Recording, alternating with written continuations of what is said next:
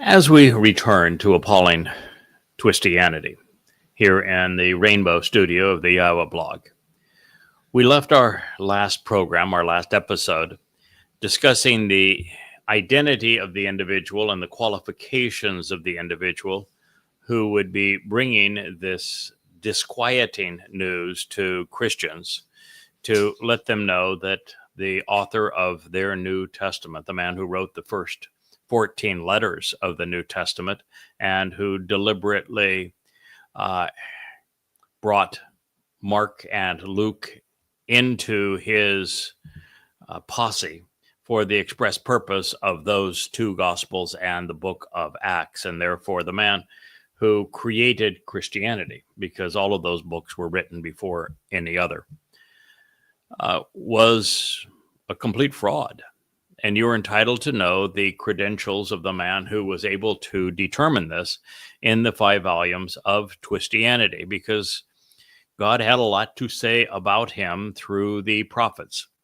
And the earliest declaration of him was likely scribed by Moshe, as he and Dode are both mentioned by very descriptive titles or names in the Torah.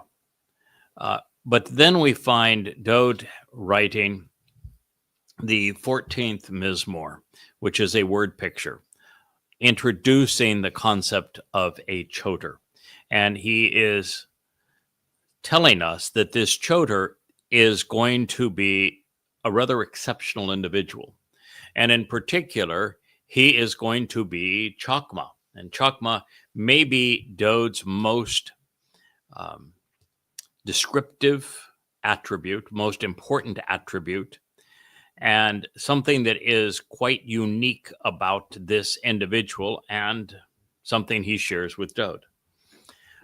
Since choter means secondary stem of a main branch, Dode being the main branch, since choter speaks of a sucker that gives productivity to a stump so that it can be fruitful and productive again. It is germane to know that last time I checked, sticks, twigs, suckers, shoots, and branches do not have the capacity for a spirit, nor the capacity for intelligence or understanding or being a gabor, which is to be bold, but people do. And last time I checked, a branch or stem was incapable of writing a sign, and that is what's attributed to this choter. So it might be appropriate to, as we recommence in this text, to recognize that we really have one of 3 options as we move through this material, because this isn't a happenstance. The entire 11th chapter of the boldest of the prophets, Yeshaya, is devoted to a man with the 7 spirits of Yahweh who is called the Choter.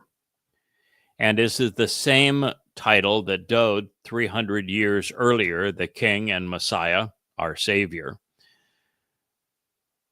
wrote about, devoting the entire 14th Mashal, proverb or word picture, to this same individual.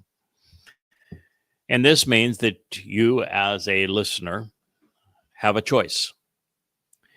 You can say that God inspired Dode and then Yeshaya to write of someone that was evidently supposed to be uncommonly intelligent and bold, who would play a major role in the last days in bringing his people home, but that such a person really never exists, that there was nothing God actually was going to do to change the wayward nature of his people, that after 2,500 years of not finding anyone that would listen to him, God was just going to let the bad times roll. And who cares if anybody actually attended the Shabuah harvest or the Teruah ingathering or had a clue as to who the Adamah Parah, this productive bull, and his sacrifice was going to accomplish. Who cares if there was anybody there to welcome Dode back as the king? So that's one option, is that when God inspired his beloved son Dode to speak of the Choder, and then the most prolific of the prophets, Yashaya, to address him, also in a full chapter devoted both times to him, that he was just kidding. There really isn't such a person. God was just going to let the fact that there was no one who knew him and therefore would attend the last four Mikre play out as it would be, and he was just going to destroy the earth when he's all done. That's one of your options.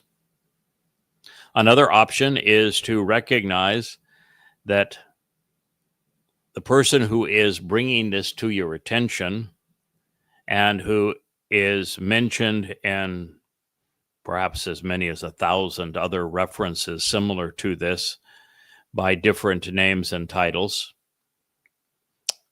is the very person that this discuss.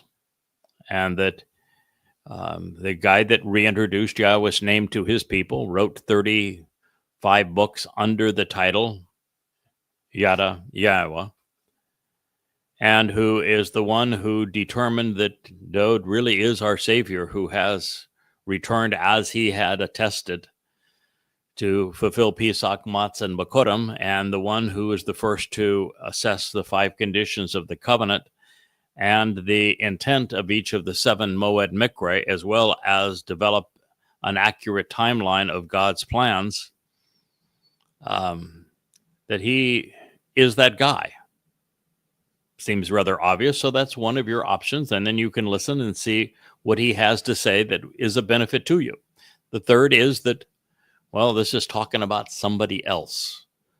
And if it's somebody else, then let's hope that that individual also has reintroduced Yahweh's name, that has written a bunch of books based upon their translations, stripping the text of the Masoretic diacritical markings and returning to the oldest witness of the Dead Sea Scrolls, and has done so in an amplified manner so that you can validate the translations and verify them as being accurate, and that has also come up with 1,000, maybe 10,000 insights that are pertinent to forming a relationship with Yahweh. Perhaps there is somebody out there like that. And if there is, I am not certain he would say anything different than I'm saying to you. And if there is, why don't we know of him? But those are your 3 options. You can choose whichever you want.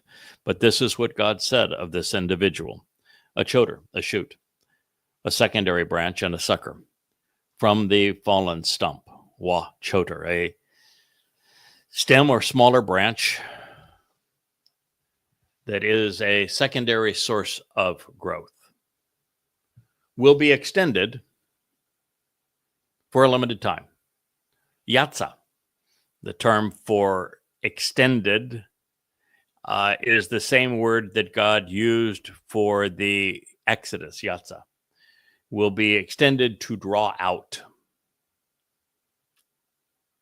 for a limited time.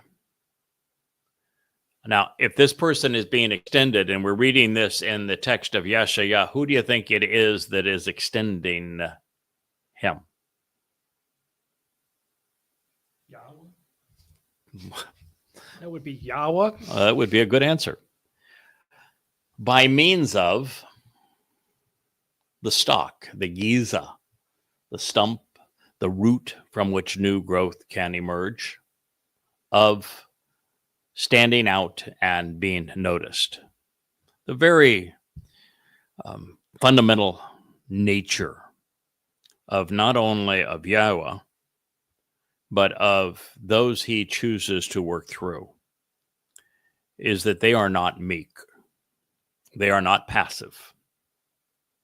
They stand out and they are noticed.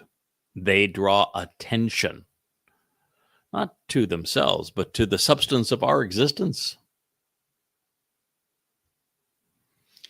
It also implies, since this word is Yiche, and that was the name of Dod's father, that this individual is being extended from the stock of what made Dod. The fact that he is God's son, the fact that he is God's anointed one, since he is God's prophet, since he is the one that God approved to fulfill Pesach, Matzah, and Makotim, since he is the returning king. It says, then this will be a shoot from him. And as an observant branch, Netzir, a secondary stem. Why is this person being extended as a observant branch, as a Netzir? Well, because Dod is the Shamak. He is the main branch. He is the branch off the tree of lives. And this individual, as an observant branch, draws your attention to all that Dod, David, represents. By means of his roots and that which keeps him anchored, steadfast, and nourished. God uses horticultural metaphors because they're easy for our minds to grasp. Roots keep a tree anchored. They keep it sound and solid even in rains and storms, high winds and earthquakes, and you name it. Sound roots make a difference. And God wants his spokesperson to be nourished, to be nourishing, to bear fruit. You can't do these things without solid and productive roots, such that he will continually bear an abundance of fruit, being productive while encouraging productivity in others. He will be para. Have you familiar with a para, for those who are listening to this? Are there mentions elsewhere of a para? Well, yes. Yes. Well, how about in Yashaya in the 17th chapter, after designating the last of the three Zeroah as the individual who is the one who cultivates and is productive for the specific harvest of Shabua and then Teruah, doesn't he refer to that individual as a para? Is he referring to the choder as a para? And here, is he not referring to the choder as a para? Yeah. So when you look for a para elsewhere in God's story, you're drawn to the 19th chapter of the book of Numbers. And that para is designated as an Adamah para. Adamah means that he is bloody, he is a man, and he is of the earth. Para is a productive bull. And you say, no, it can't be because Adamah and para are both feminine.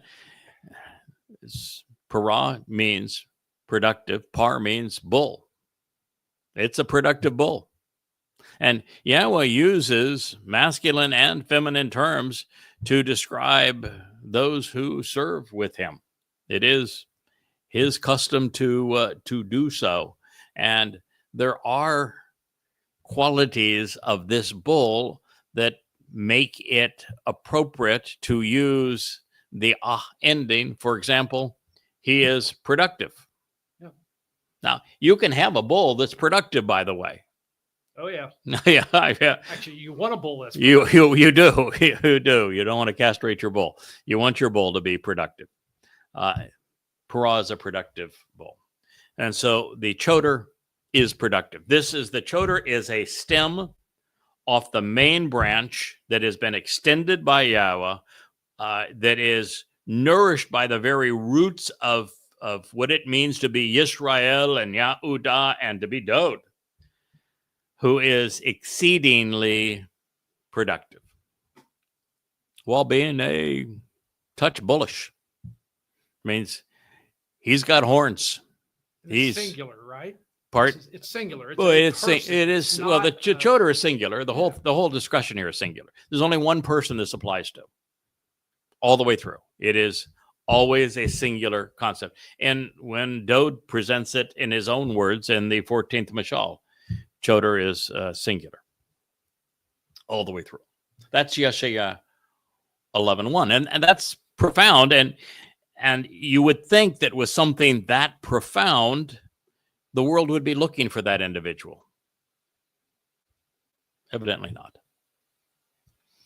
This is because the Spirit, the Ruach of Yahweh, will settle and remain on him. This is the only time that is stated. The Yahweh will describe his Spirit coming on certain individuals, such as Moshe. Actually, he doesn't tell us that the Spirit came on Moshe. He just says that when Moshe had his meltdown, that he's going to divide the Spirit that he had given to Moshe among 70 others.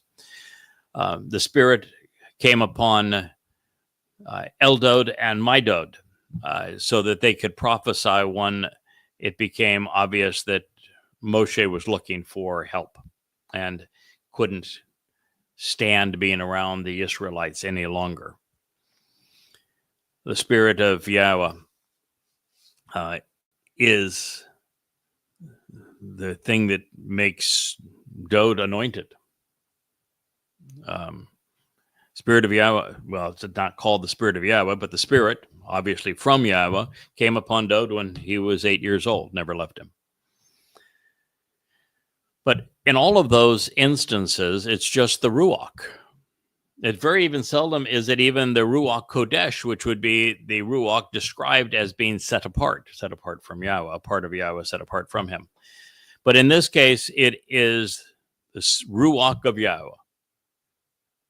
That makes this choder unlike any other that has ever lived.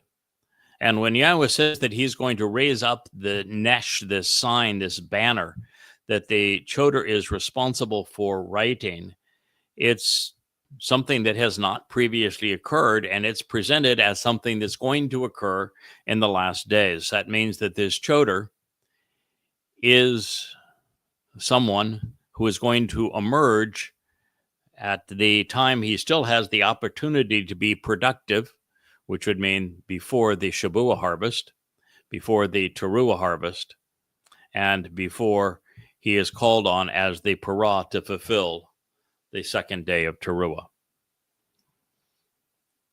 But he has the Spirit of Yahweh.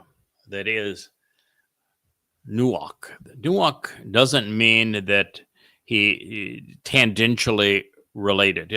There's a reference to Daniel, who is a bit of a scallywag. He's not the sharpest tool in the shed by a long shot. And he references a spirit. But in the reference, it says, using Aramaic and Aramaic stems, that this spirit, while available, did not have any attachment to Daniel. But in this case, we're seeing just the opposite. The Spirit of Yahweh, Nuach, that means was placed upon, energized, restored, formed an alliance with, used him as a home, and remained. So the Spirit of Yahweh is at home within the choder. The choder is the abode at this moment for the Ruach of Yahweh. So if you're looking for somebody who is the choder, that person would have to know that the Spirit of Yahweh was using him as the abode of the Spirit, enriching the association. Now, if there's anybody else out there, please shoot me their email. I'd like to know them. God doesn't say that there's two of them, though, or three of them, or four of them, or a feminine variation of them, or one maybe that works as a chef someplace in Europe. Nope. He says there's one of them.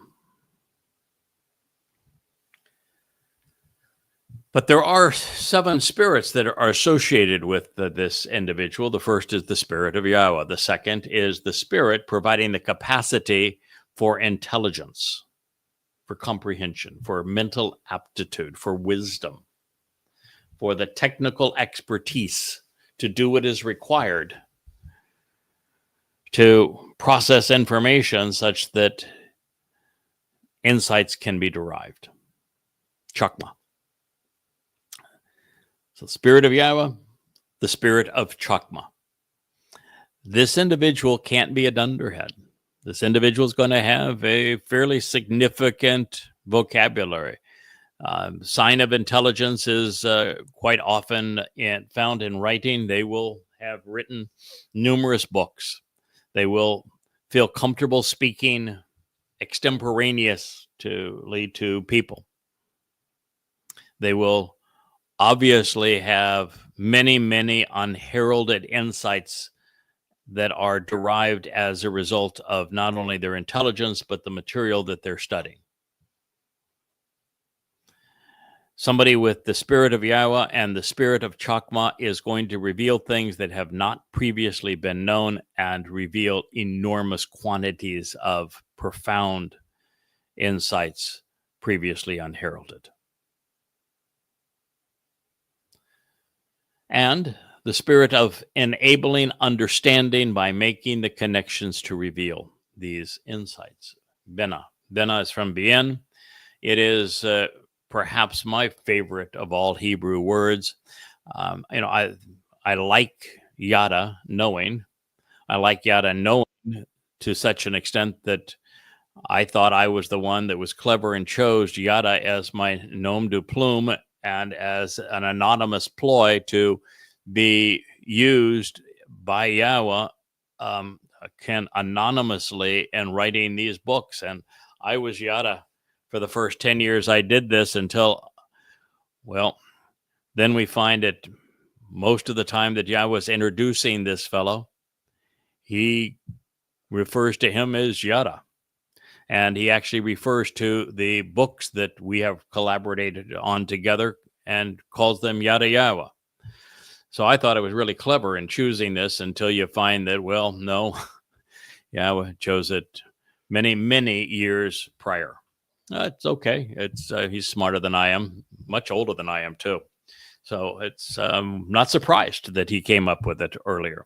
But the reason I like Bena is that, and Bien, is that what it speaks of making the connections to understand. It's my favorite thing. It's knowing is great. It's so much better than believing. Somebody asked me, what do you believe? I said, nothing. I either know or I don't know. Knowing is wonderful. I've spent the last 24 years, every waking hour, attempting to know more than I knew the previous day about God. And knowing is exceedingly comforting. It's reassuring. It's its own treat. But there is something, I think, infinitely more powerful than knowing. And that's understanding. Yeah. You can, as somebody who knows, you could sit behind this microphone and you could rattle on things that you know, but you couldn't say anything that would help anybody go beyond knowing. It is when you do what we did here at the beginning. We talked about para.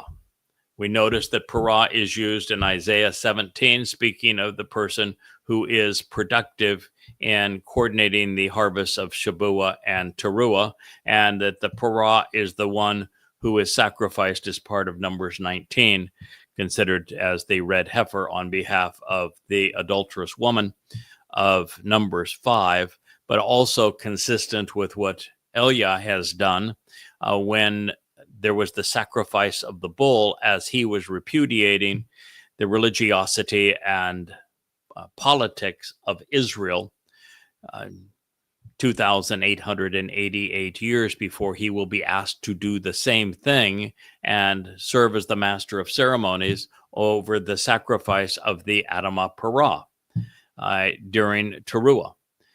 And so it is by making these connections that you, as a listener or a reader, can go from knowing that there is an Adamah Parah to knowing who the Adamah Parah is, to knowing what Yahweh is going to do with that Adamah Parah so that he can return with his beloved son on Yom Kippurim and then conduct the intended wedding and reconcile the relationship with his people. That is the value of Binah. So Chokmah is what helps you process the information quickly with a fast processor, if you will. And then Binah is what then happens to make the connections, to find the common denominators, if you will, so that you can go beyond knowing to understanding, which I would say that apart just from Yahweh's spirit alone, the Ruach of Yahweh, understanding is the most powerful force in the universe. Intelligence is also powerful, but it not nearly as powerful as understanding. The next spirit is the spirit of advice and counsel. It is written here as Etzah. It is more than just the ability to do what we're doing here, which is to share these insights related to Yahweh.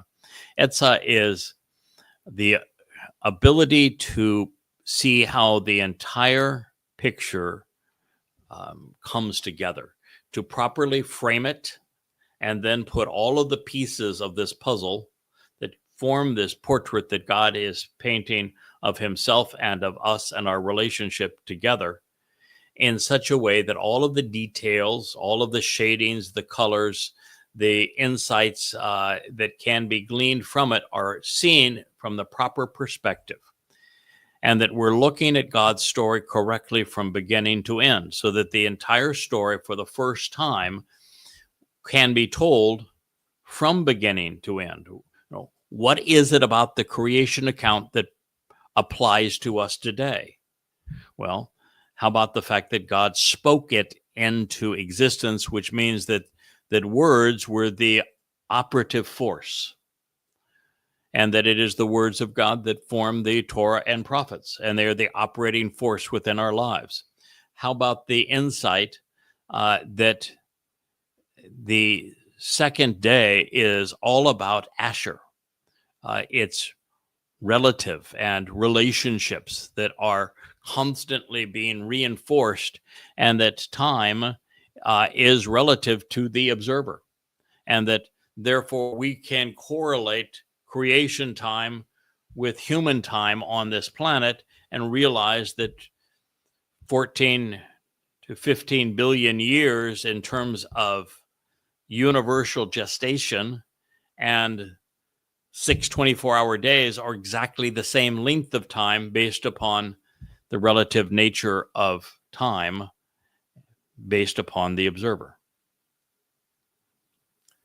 Or how about we get to the fourth day of creation, where God speaks of a greater and lesser luminary.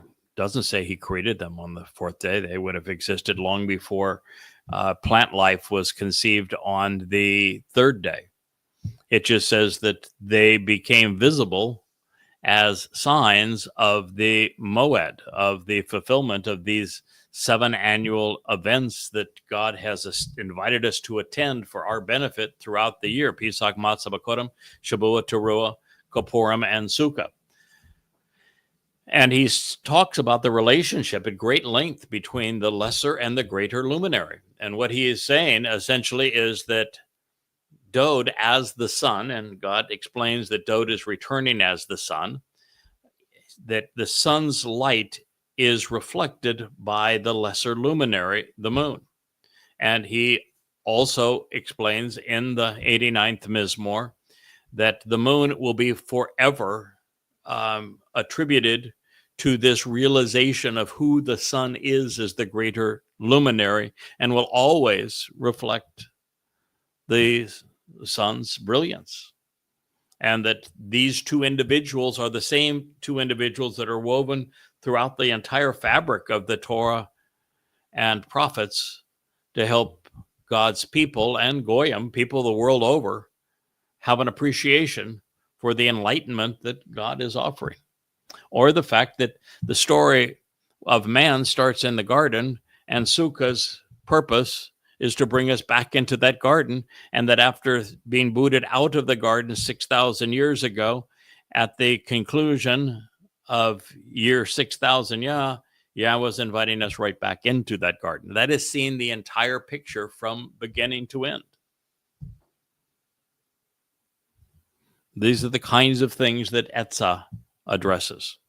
And heretofore, no one had ever conveyed any of this in a way that you could see the entire picture framed, or all of the pieces of the puzzle put in the proper place, or even perceive God's story properly from beginning to end, with the person presenting a timeline to you going back in time all the way to the period forward in time when Shabuah, Teruah, Kippurim, and Sukkah are fulfilled.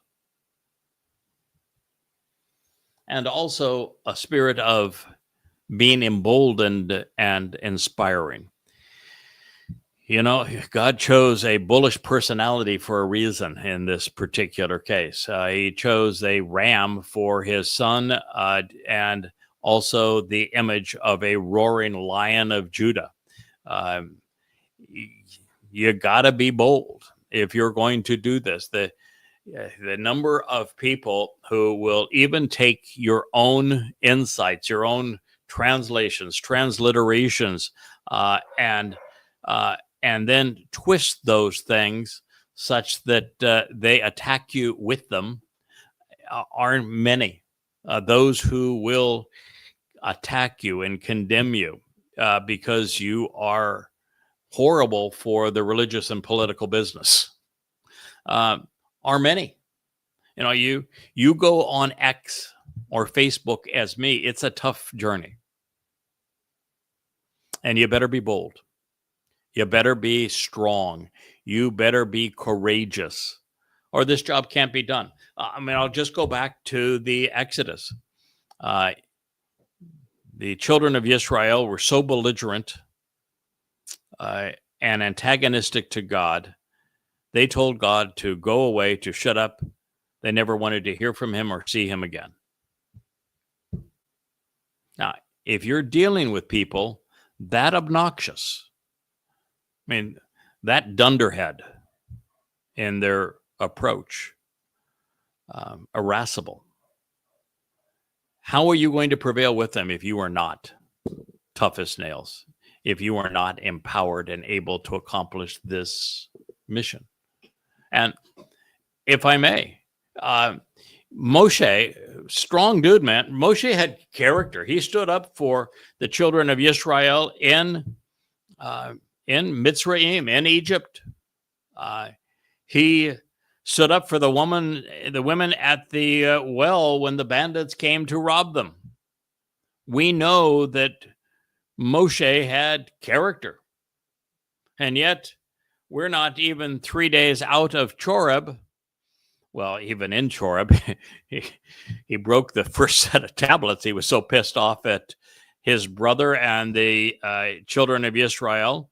And for the golden calf episode, them being religious, 3 days out of Choreb, he's coming to God and said, why would you do this to me? You have me doing a job that nobody can do. These people are impossible. I want nothing to do with them. If you have any compassion for me, you're just going to kill me. So I would say, how is it then possible that somebody is going to prevail where Yahweh didn't and Moshe didn't? And we'll go one step further. Dowd won 66 battles defending Yisrael from those who on the outside were trying to destroy Yisrael. He even took down the giant that was attacking Yisrael with a single stone. But when his own people rebelled against him, starting with his own son, that was too much. He left Jerusalem. He couldn't deal with you either. So you damn well better be bold. This idea that the meek are going to inherit the earth. No, they're not. No. God's spirit is that of Gabor. It says right here, strong, courageous, empowered, able to accomplish the mission, perform the task till it's complete, not going to give up, unwavering. A character of a champion, somebody who's going to say, I am here. I don't care what you say about me. If you're going to be the one who writes muck today, well, then goody for you. You won't be the first. You won't be the last. But I will tell you, you will be left. The spirit of knowing and knowledge, da'ath. You can't apply the Chakma intelligence without information. You can't, Bena, make the connections to go from knowing to understanding without information. To be bold without a cause is counterproductive. You're wasting your time. You got to have the foundation that is information. It is knowledge. And you got to particularly know where you apply these spiritual gifts that are given to this one unique individual, this Choder. And that is the Torah, prophets, and Psalms. That is where you go to know. I was having a conversation earlier today with Rich, who was the captain of the cables here for us. You probably heard his voice a couple of times during this program. And I looked to him when we're having a discussion. He's a lot friendlier than the camera that is tucked behind the teleprompter. So we were just saying that there is so many things that throughout this experience that I have deduced without having been explicitly told. And the examples that we were using is that once Yeshaya said the last Zeroah, cultivating the harvest, is in fact the parah. And then we read this and translated and explained the story of the Adamah parah and how the Adamah parah purges the adulterous woman, Numbers 19, Numbers 5, and that this was all done previously from our perspective, after it from the Torah's perspective, by Elia, who is the one person Yahweh is bringing back. And you say, wow, he is bringing him back because he exposed and condemned the religious and political establishment and was the one person already rehearsed as a master of ceremony over the sacrifice of a bull. And so you say, all right, that's pretty cool to make all those connections and bring all of that together. But then there's some things that would make sense, that this sacrifice of the Adamah parah takes place on Teruah, and that it takes place on the Temple Mount, and that takes place 10 days before Dod's arrives. And it has to therefore be Hasatan that's going to do the deed of taking the bull's life.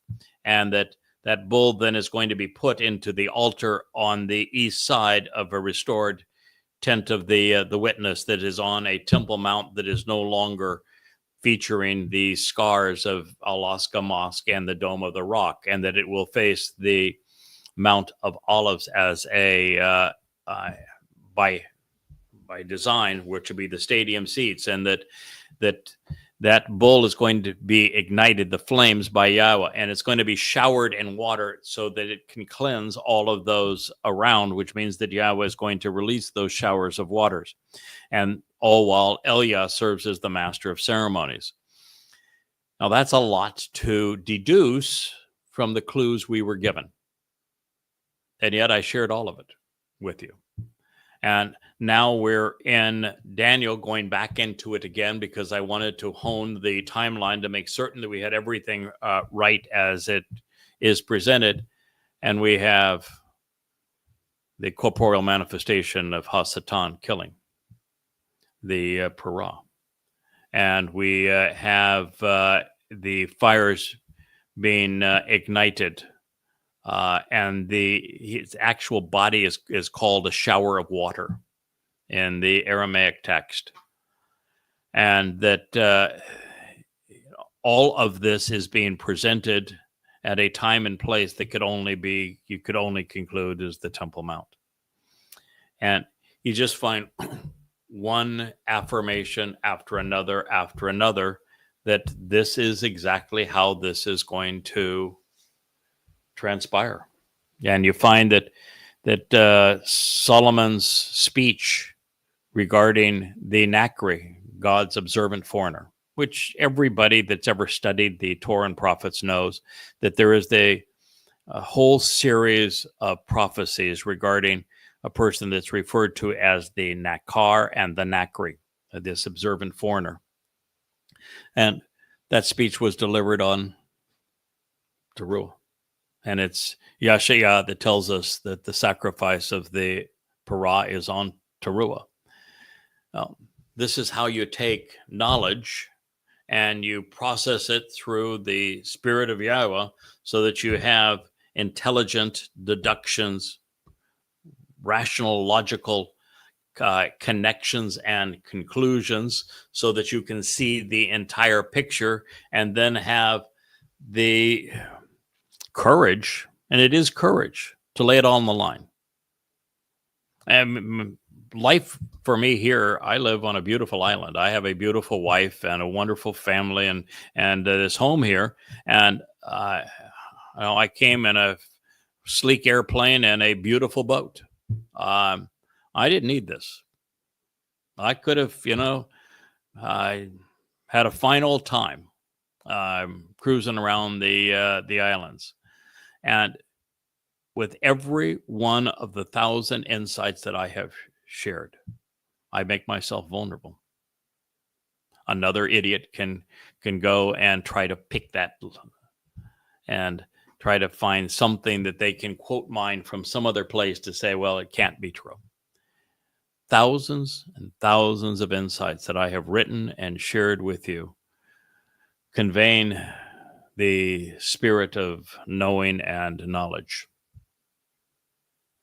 And you better have thick skin if you're going to do it, because there's a lot of naysayers out there that are exceedingly jealous, have miserable lives, and are looking for something that they can do to tear others down to make them feel good by comparison.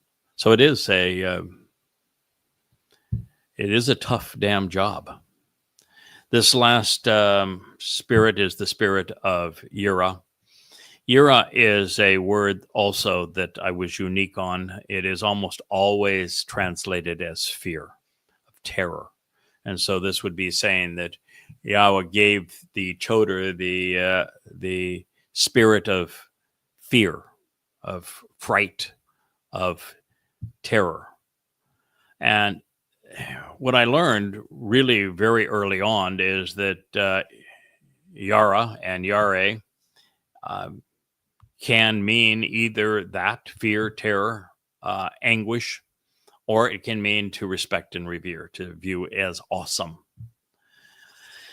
and be inspired by, and that the context determines which of those apply. And when it's applied to the spirit of Yahweh, it would be reverence and respect. And so what he's saying here, this person has the spirit such that they will revere and respect Yahweh, not fear Yahweh. You can't do this job if you're afraid of your boss. If you're afraid of your boss, you aren't going to write anything. You're not going to publish anything. You're not going to say anything for fear of being wrong and being chastised for it. But if you respect him, if you revere him, if you see his awesome nature and character, his astonishing greatness, you're going to be motivated to put your neck out on the chopping block every single day for him. That you will devote every last ounce of energy you have, motivated not by fear, but by respect. We don't want to disappoint God. We want him to be, as to the extent possible, pleased with us as we are with him. We're here doing this because of our reverence and respect for Yahweh. This is Yeshaya 11:2. Additionally, by accepting the offer and responding appropriately, he will be perceptive. Perceptiveness is the ability to have a nose for the truth. It's uncanny, but I can look at posts in social media. I can look at theories that are presented to me and almost always deduce immediately true or false, beneficial or counterproductive. Just reasonably perceptive. I've always been that way. I'm very judgmental and have this ability to determine what is right and wrong, appropriate or counterproductive, to see the good or bad in things that are helpful or hurtful to humankind. And being exceedingly judgmental in this regard is the only reason I was able to write books like Twistianity and Goddamn Religion or Babel. And it works the other way when writing about God and expressing his true nature. So additional, by accepting the offer and responding appropriately, he will be perceptive. This does say a lot about free will, and that it is still possible for someone like this choder to tell God, no, go take a hike. What you're asking is way too much. It is, what you want to do here essentially is you want to take every waking moment for the last 32 years of my life. And then you want Satan to tear me apart and kill me in the end. And all along the way, you want me to go into hell and to be the foremost expert on Allah, Muhammad, and Islam. And then you want me to take on the most popular religion in the world, Christianity, and prove that Jesus never existed. That's what you're asking? Oh, sure. Sign me up. Well, actually, I did say, oh, sure, sign me up. It's with God, you have the opportunity to accept or decline the offer. I would tell you that he is reasonably persuasive, and there is no benefit of telling him no. And there's every benefit of telling him yes. So that he is going to be perceptive with regard to developing a profound admiration and respect for Yahweh. So we have essentially in this recap two things that have been affirmed. That even with the value of the spirit of Yahweh, the spirit of Chakma, of intelligence, the spirit of Binah, of understanding, the spirit of Gabora and strength, the spirit of Etzah, of being able to provide advice on the entire portrait that God is presenting, and the spirit of knowledge and respect, so that you know who to respect and where it serves as the foundation. God is doubling down on saying that with all of that, the thing that makes the biggest difference, the thing you want most to appreciate from this collaboration, is that this man is perceptive, and that by being discerning, he is going to develop and convey his admiration for Yahweh. And that's the intent of it all. That's why the books are called Yada Yahweh. That's why this is the Yahweh blog. It all comes down in the end to developing a respect for Yahweh, of doing the opposite of what Christianity, Islam, and Judaism have done. They've all written Yahweh out of their religion. And I have made Yahweh central to the relationship.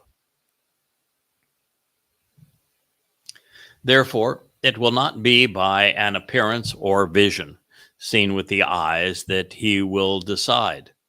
And so he is saying that there are prophets who have been taken forward or back into time, and that by having them go back or forward into time, or just to have the vision of what happens previously or in the future revealed to them in their minds, they're in a position to write about what they have seen. That is a form of prophecy, either past or future. He's saying it's not going to be that way. Well, the reason it's not going to be that way is for the first 24 years of doing this, virtually everything that I perceived was deduced from the words that God had previously conveyed through his prophets. So I didn't need visions. I just studied his words. So it's very different. Now, that is not 100% true as we're going forward.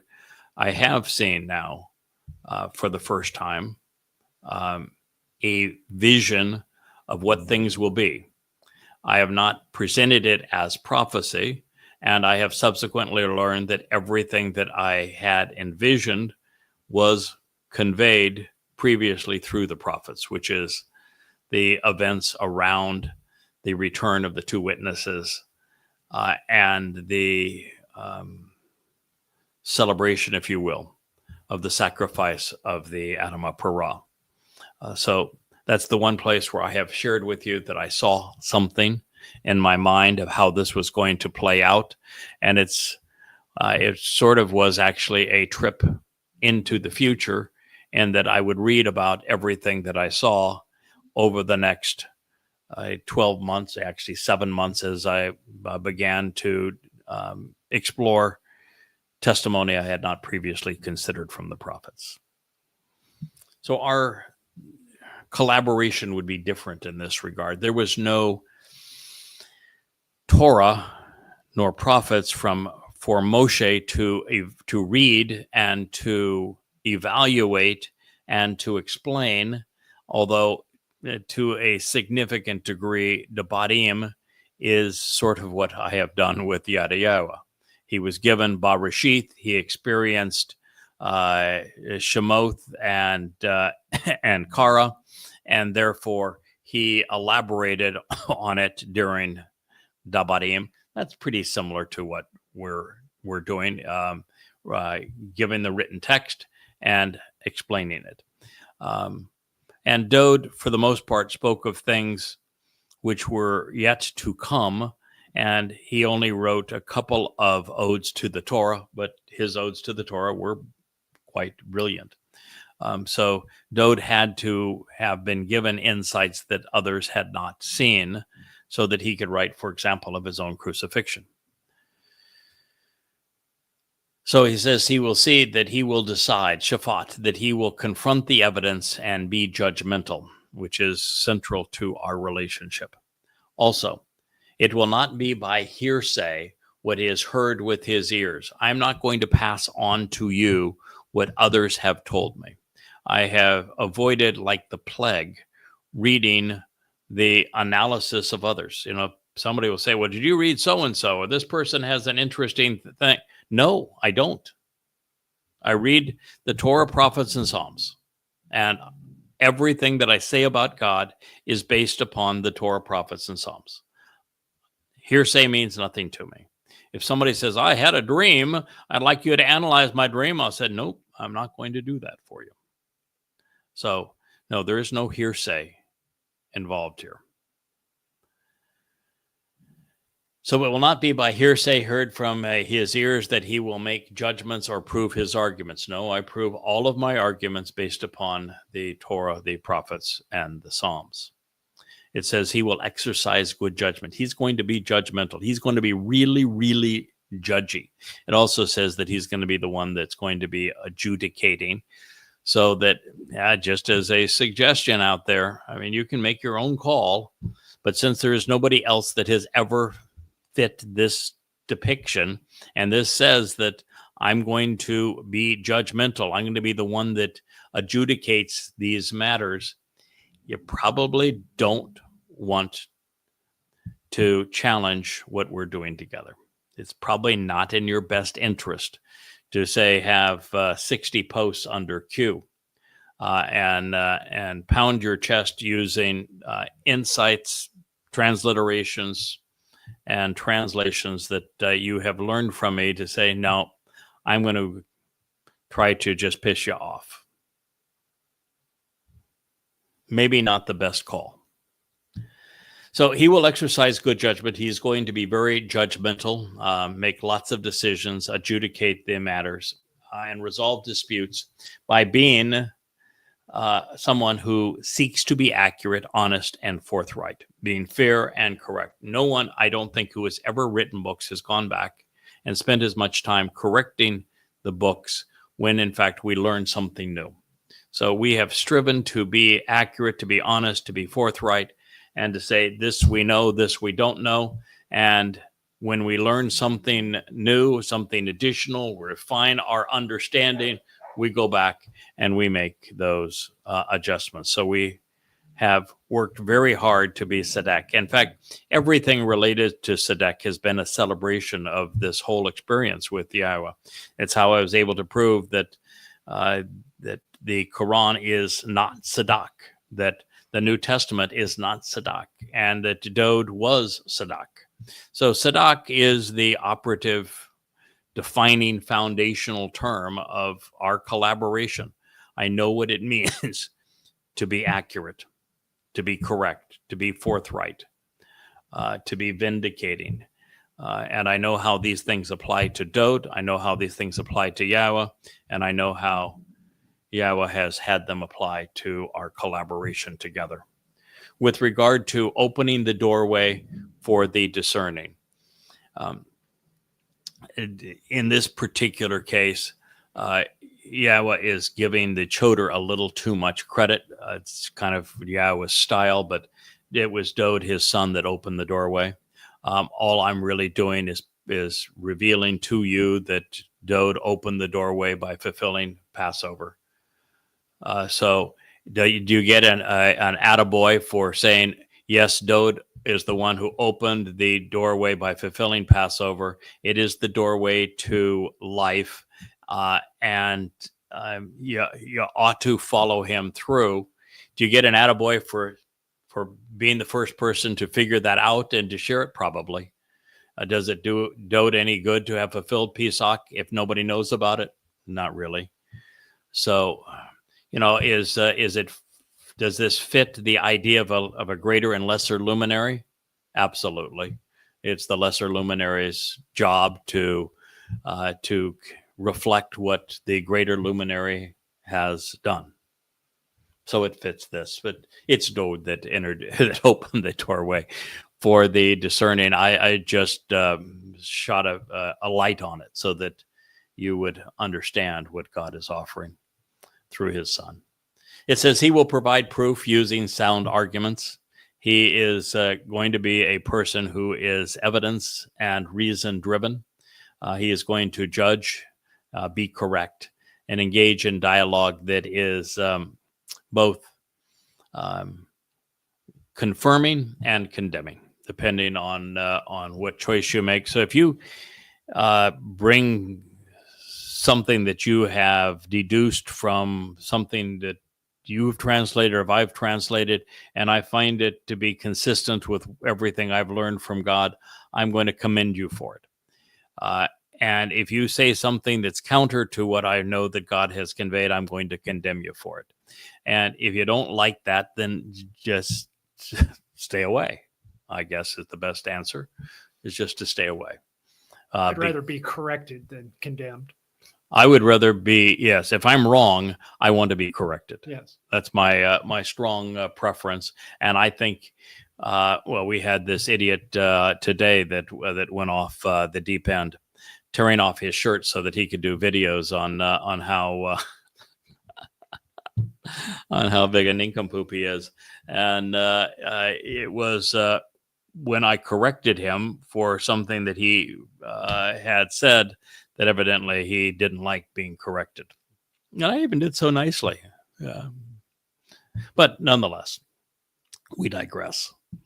You need, in this doing this job, you're going to wield words wisely. You're going to offer proof and evidence and make conclusions based upon reason and logic.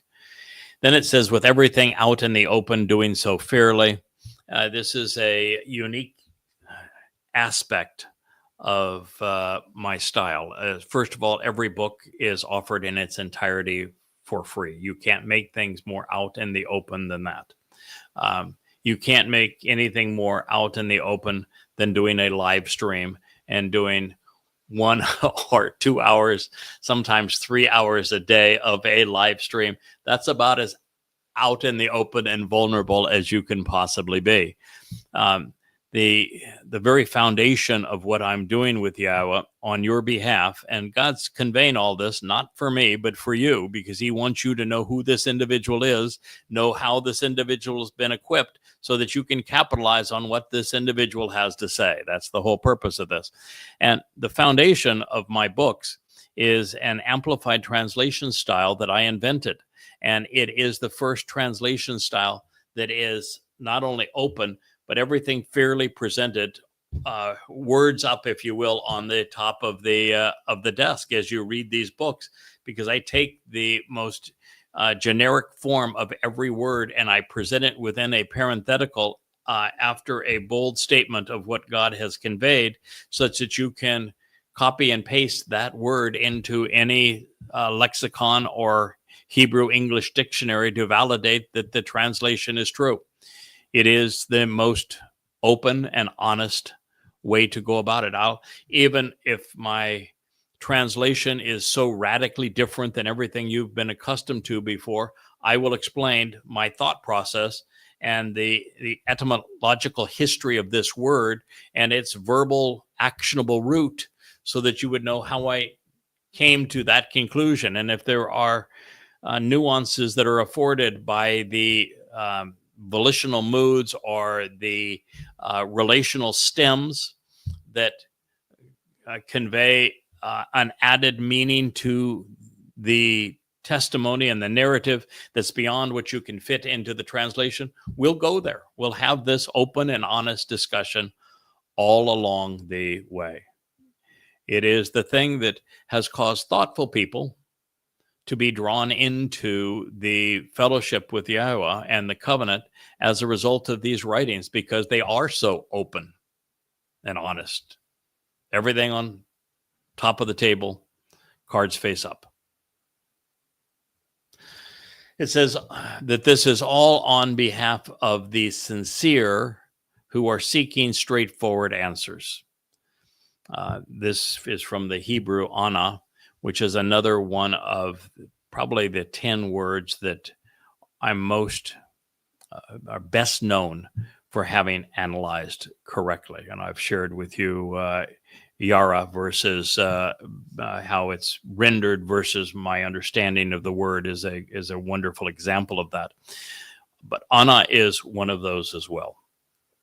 Ana is rendered in the context of Yahweh's invitations to meet with him as affliction, as debasement, of harming oneself.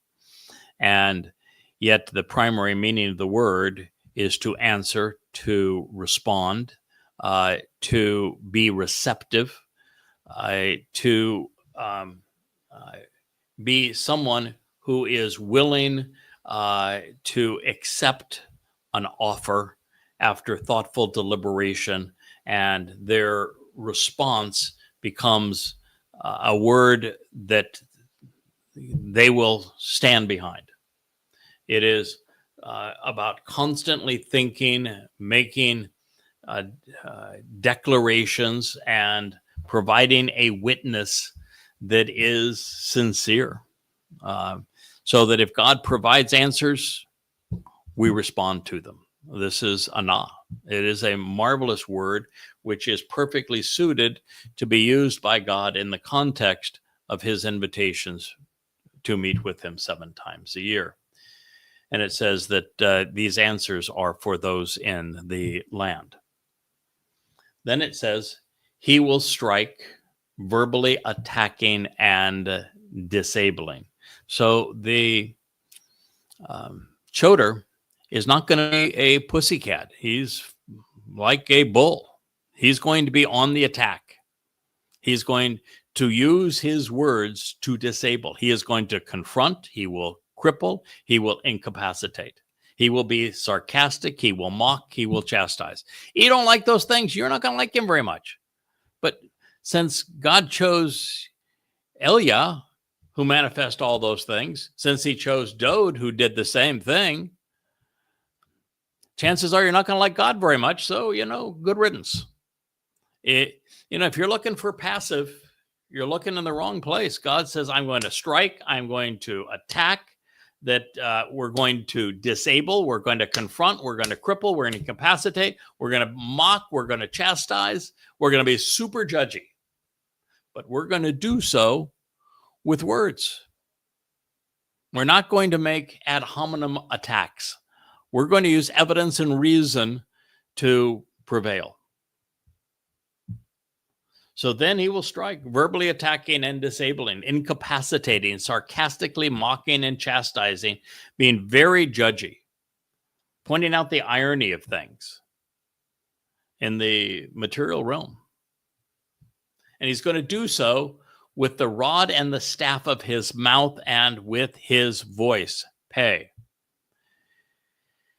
He's not going to be a violent man in the sense of wielding weapons of war.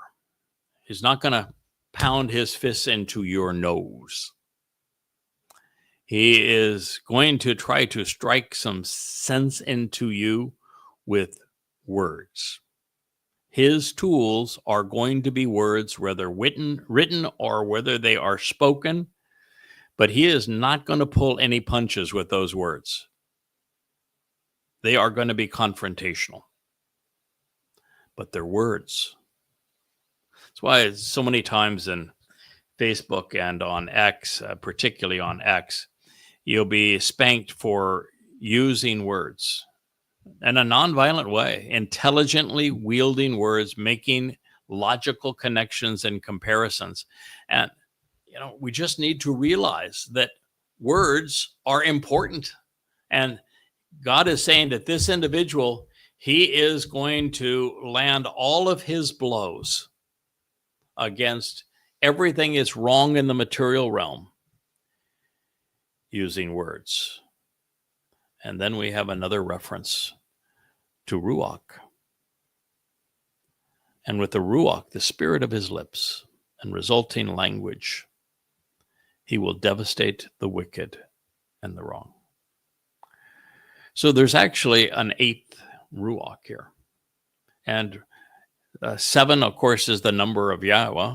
Actually a perfection. 1 is the number for Yahweh. 6 is the number for man. 7 is Yahweh plus man together is God's idea of the perfect result. But God uses 8 throughout his testimony. There's an 8th day of Sukkah, for example. 8 speaks of eternity. And so these words are everlasting words. And there is this 8th Ruach here in the text. And it is the Ruach of language, of spoken words, of God using this choder as he used Moshe. When Moshe said, I don't speak anyone, to Yahweh. Not making fun of you, Moshe. Trust me on this. I know it's a tough job. But Moshe tried to say, I don't speak very well. My tongue is too thick in my mouth. And God turned to Moshe. This is why I say, just don't argue. If God asks you to do something, Just do what he asks you to do. Arguing with God, you're going to lose. And I know I've tried, by the way. I've my last argument with God was I don't want to rewrite Prophet of Doom. It was a terrible experience, and yeah, boy, did I ever got shut down in a hurry. I have taken care of you. Now you take care of my people. Was his response. You know, if when you're arguing with God, you're just going to lose. My advice is don't do it. Anyway, Moshe was laying that up, and so what God's retort back was, "Who do you think made your mouth? And since I made it, don't you think I know how to use it?" And so Debatim is Yahweh using Moshe's mouth. The choder here is we're being told that the spirit of Yahweh is controlling his lips. You're witnessing the fulfillment of this prophecy. And he's not saying that the spirit of Yahweh is going to be, again, sweet and loving and meek. He's going to just love everybody. No, it says he's going to devastate the wicked and the wrong. He is going to attack the religious. His words are going to be caustic. His words are going to destroy. He even uses the word for muth. Have you heard the word muth in Hebrew? You know what muth means? To kill. He is going to kill the religious. Yeah, might as well. I mean, Yahweh delegates everything. And if you're religious, the best hope you have. This is actually good news for you if you're religious, because the best thing that could possibly happen to you if you're Rasha, religious, is to be killed. Because you can't have a relationship with Yahweh, so you can't live forever with him. And so the only other option for you is to spend eternity in hell. You want to be killed by the choder's words so that you don't go to hell. But yes, it's the spirit of Yahweh here on the lips of the choder is to devastate, destroy, and yes, kill the religious with words. Now, there is a time, I will tell you, where now the choder's words through goddamn religion, 5 volumes, through the 5 volumes of Twistianity, through the 3 volumes of Babel, definitely kill the myth of a Jesus Christ or of a Paul writing an inspired text of the Talmud and of Rabbi Akiba and Maimonides and of Ezekiel actually being a prophet and of Allah being a god and Muhammad being a prophet as well. They are exceedingly deadly to those religions. They completely kill the myth of Muhammad, Allah, Jesus Christ, the Lord, Hashem. It is absolutely true. And that is a very important thing to recognize, that it is what Yahweh wants done. He wants religion devastated.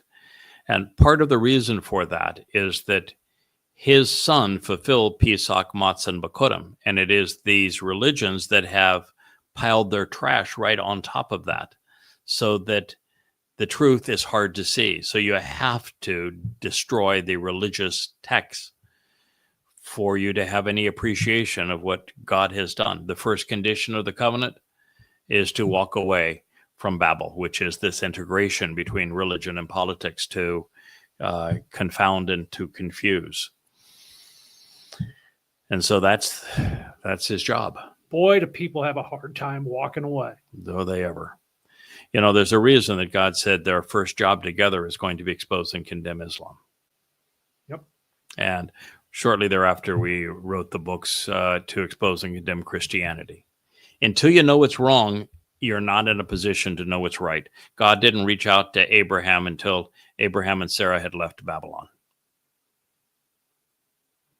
So that's the truth. He didn't reach out to Moshe until he had left Mitzrayim, Egypt either, didn't he?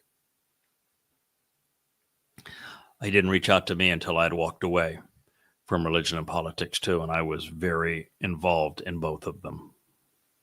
But I had rejected both. So God is not here to be the God of religion and politics. He wants his spirit to work through his choder to ravage them, to destroy them, to kill all religious myths. God wants to damn Jesus. He wants to damn Allah. Yahweh, as God, wants me to kill Allah and Jesus. That's a pretty tough thing to say, but that is absolutely true. And by the way, kill Hashem while you're at it. And the Talmud, the New Testament, and the Quran. Obliterate them, kill them, destroy them. They all got to go. They all have to go. And it is the best thing that you could possibly happen, because for those who have been the biggest advocates of these plagues, they aren't going to have that luxury. They are not going to die. They're going to spend their eternity in Sheol. And so the best thing you could ever hope for is for God's work through the choder to kill you, so that your soul doesn't endure an eternity in Sheol. But with this choder, one of the things I wanted to say is that he is one of the two witnesses along with Elia. And when Elia and I return, our words will be deadly. If you have come to do what so many have tried to do, to denounce Yahweh, to promote Jesus or Allah or Muhammad or the Torahless one at that point, Donald Trump, if you come to advocate on behalf of Marxism or MAGAs, our words are going to incinerate you. Literally kill you. So you may want to think that one through as well. That's Yeshaya, Isaiah 11:4. It says, being right, correct, and honest will be the belt around his waist. Will gird him. Will clothe him. Will adorn him. You know, the Yeshaya, the most prolific of the prophets, speaks of this man from Edom. Now, the man from Edom and the Nakar, the observant foreigner, are obviously one and the same as the choder as well. And he says that this man from Edom is dressed appropriately and that he will save many. And this is Yeshaya saying the reason he's dressed appropriately is he's girded around his waist with trustworthiness, with being a restoring and reliable witness, emunah, with integrity and dependability, such that his testimony is real, it's genuine, it's steadfast, it's truthful, it's honest, it's valid. All of this is from Aman, which is to support that which is trustworthy and reliable. All of you nitwits out there that say amen after a prayer, amen is the name of an Egyptian god. Aman is the word. The word means to be trustworthy, to be reliable, to be true, to be valid. And when you're speaking religious nonsense and praying to a god, you're spewing nonsense, so you might as well be praying in the name of the Egyptian god. In the name of God, amen. You're right there. You got that part right. It's just that it's dead ass wrong. So the trustworthy and reliable nature of his witness is how this man, the choder, is girded. By the way, stems don't dress. So he was still talking about a man, masculine singular, all the way through here. He is a reliable witness. And it will be the band that is girding him. It's the belt around his manhood. It makes him such that he is invigorated and productive. So this is what Yahweh had to say. This is Yeshaya 11:5, and we're just beginning this analysis of this person that Yahweh said was going to be the one who excoriates religion killing it. Well, you need to know who this individual is as we then tear the Christian New Testament to shreds. You'll understand why we're doing it together. So I want to thank you for listening. It's been an interesting episode of the Yahweh blog here in the Rainbow Studio. We're looking forward to being with you next time as we do another program from the Rainbow Studio. And I am the Choder, your host, Craig Wynn.